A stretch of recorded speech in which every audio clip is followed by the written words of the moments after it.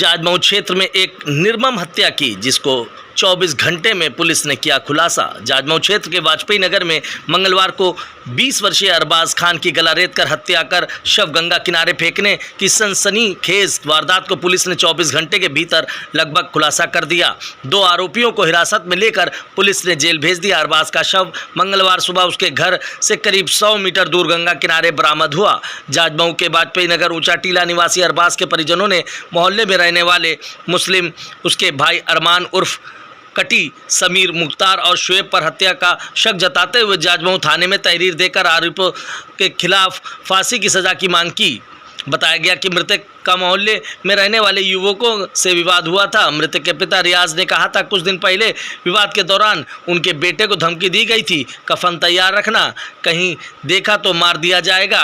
Police की जांच में सामने आया कि पुरानी रंजिश के चलते आरोपियों ने सोमवार रात को अरबाज को फ़ोन कर बाहर बुलाया और फिर उसकी हत्या कर दी। देर रात तक अरबाज घर नहीं लौटा तो परिजनों ने तलाश शुरू की, लेकिन उसका कोई सुराग नहीं मिला। सुबह उसका खून से सना शव बरामद हुआ। डीसीपी ईस्ट सत्यजीत गुप्ता ने बताया कि मोहल्ले के युवकों द्वारा पहले से रची गई साजिश के तहत हत्या की गई।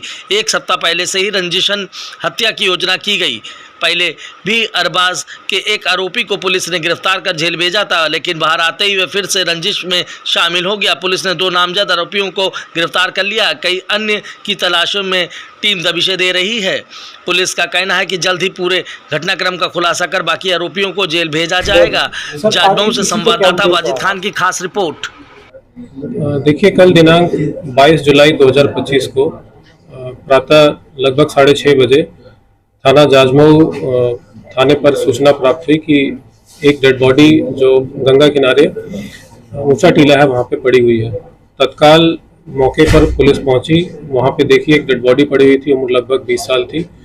उसकी पहचान कराई गई तो अरबाज नाम का व्यक्ति निकला। उसी वाजपेयी नगर का ही रहने वाला था, वहीं पास का ही। और उसके गर्दन पे एक वायर से स्ट्रैंगुलेशन किया गया था और गर्दन पे मल्टीपल कट मार्क्स थे और एक स्टैब वुंड भी उसके गर्दन पे मिला। तत्काल उनके परिजनों से संपर्क किया गया, अवगत कराया गया और उसके बाद बॉडी को पंचायतनामा करके पोस्टमार्टम के लिए भेजा गया मॉर्चरी हाउस। जो परिजन थे उनसे तहरीर प्राप्त की गई। परिजनों ने 5 लोग के खिलाफ 22वां में नामजद तहरीर दिया और एक अज्ञात में भी उसमें मेंशन किया। जो तहरीर थी और जो मौके पे साक्ष्य है उसके आधार पर तत्काल पुलिस इस पूरे केस में छानबीन में लग गई। छानबीन के क्रम में जो उसमें जो 2 एक्यूज जिनके नाम लिखे थे, जिनका नाम शुएब और समीर था, इनकी भी फैमिली से संपर्क किया गया। उसमें जो शुएब के फैमिली मेंबर्स को जब पुलिस ने पूछताछ किया तो उसमें जो शुएब की 2 सिस्टर्स हैं, एक का नाम मुस्कान है, एक का नाम चंदा है। उन दोनों से जब पूछताछ की गई तो उसमें इन लोगों ने बताया कि रात में जो इनका भाई है शुएब अपने दोस्त समीर के साथ आया था। समय लगभग 12:30-1 बज रहा होगा और जब आने के बाद फिर उसने जो अरबाज मृतक है उसके साथ जो घटना हुई, उसका जो मर्डर हुआ, उन लोगों ने बताया कि उन दोनों समीर और शुएब के द्वारा ही वो घटना किया गया। उसके साथ शेयर किया चंदा के साथ। चंदा ने फिर अपनी बड़ी बहन मुस्कान को इसके बारे में बताया और मुस्कान ने फिर हमें पुलिस को इसके बारे में अवगत कराया उससे पूछताछ में।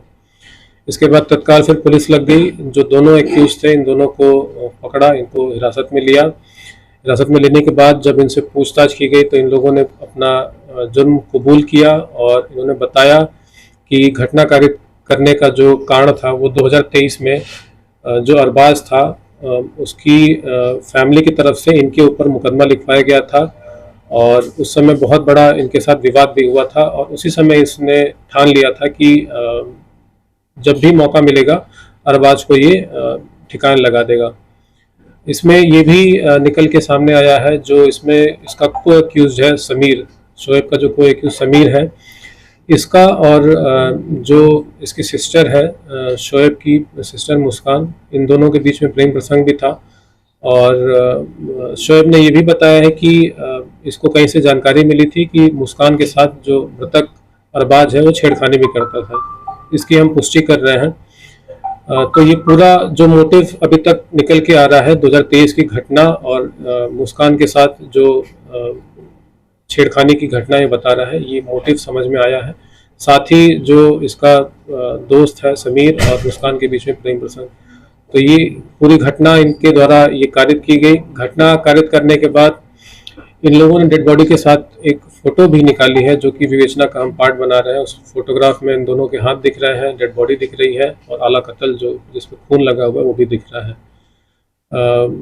इन दोनों को आज माननीय न्यायालय के समक्ष प्रस्तुत किया जाएगा। आगे की जो विधिक कार्रवाई है वो अमल में लाई जाएगी।